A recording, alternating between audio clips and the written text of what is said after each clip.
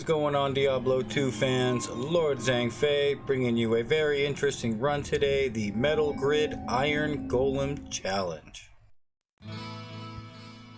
In case you are unfamiliar with the amulet MetalGrid, it is one of only 2 items in the game that will give you an Iron Golem charge. Unfortunately, Blizzard thought it was a good idea to make that golem disappear once you leave the game, so the charge on the MetalGrid is rarely used. Pretty much the only time you're going to want to use it is when you are low on attack rating and do not want to use angelics. It does have a really nice bonus to attack rating and resistance. It's not a bad amulet. Of course there are better. But for this challenge, we wanted to see if 8 MetalGrid Iron Golems could take players 8 Uber Tristram. At first, it sounded, I don't want to say impossible, but like it would have its difficulties. But of course, with a will, there is a way, and we have buffed these golems up well enough to surpass what they are capable of as a necromancer. I actually believe these golems are the best a golem could be. I mean, if you were to slip one necromancer in here, of course his golem would be stronger than these naturally because of the synergies. But this whole setup that we have here, we have some very impressive golems. So as you can tell, there are 5 paladins, 1 sorceress, 1 druid, and of course this Warcry barbarian that is part of the squad.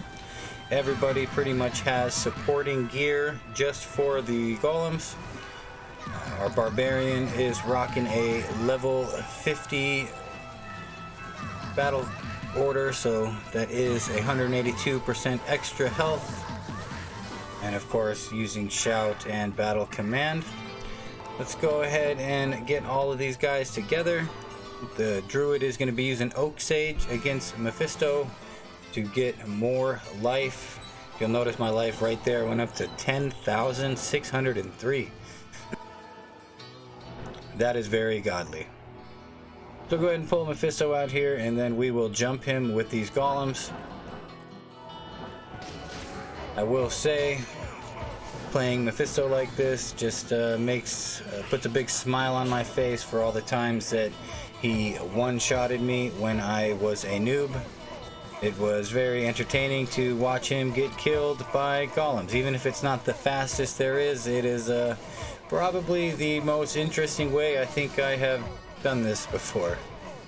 I enjoyed it thoroughly. How this works, first off, is that all of the items that we're going to be using pretty much all give to plus skills. All the characters are rocking a MetalGrid amulet, of course, a Shaco, 2 Bukathal rings, a Marowak's boots, Arachnid's mesh, Enigma, and Hellmouth for that fire absorb. The weapons do kind of vary, but we'll go over that once we get into all of the auras. These auras that they have, there are 12 stacked auras on this team. That is a lot, probably the most I think I've ever had. So with all these auras, the battle command, the shout, the battle order, and the heart of the oak, these golems can't be killed. They can only actually take physical damage. And with these paladins spamming Holy Bolt onto them, they are receiving 566 average life per cast, and there are 2.27 casts per second with the faster cast rate on the paladins, for a grand total of 1,285 hit points healed per second. That is totally insane, actually, and essentially making these golems completely immortal, which is really cool to see. An interesting fact about golems, specifically iron golems, I'm not too sure how it all works with the other ones. I think it's the same, but they have no resistance cap. The resistance cap, of course, is 95 for regular players, but golems can go over 100, essentially making them immune to all elements. Now, because we are using resistance auras on 4 of the paladins, they are well over 200 resistance and are all immune to every single element, meaning they don't take even 1 bit of damage from them. That is actually pretty amazing. So let's get into the auras. Our Druid is rocking an Infinity with level 12 Conviction. We do have 4 Resistance Paladin, 1 Salvation, 1 Resist Cold, 1 Resist Fire, and of course 1 Resist Light. Those are all level 37. Juicing their res up to 268. That is a lot. We also are alternating the concentration aura between some of those depending on who we're fighting. Like for instance, Bale has no lightning damage going on, so the lightning resist aura got switched to concentration on him, and we will be switching out the cold against Diablo.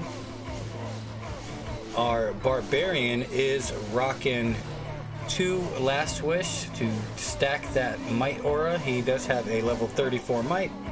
One of the Paladins is using a Insight, so that's a level 17 Meditation. And then one is using a Doom and a Exile for the Holy Freeze and the Defiance. We also do have 1 pure offensive aura Paladin on there, rocking a level 43 Fanaticism. As you can see, it's working great. Bale is already dead. I do goof up right here like a noob, and I jump into this fight before the Paladins go, and my Golem died instantly. I think he died in about 2 seconds, so I'm going to try to see if we can get away with this with only using the Golems at hand. I think there's 5 still. See how that goes. There are a couple items left in the cube on the Druid, so I may have to drop them and make a couple Golems on the fly.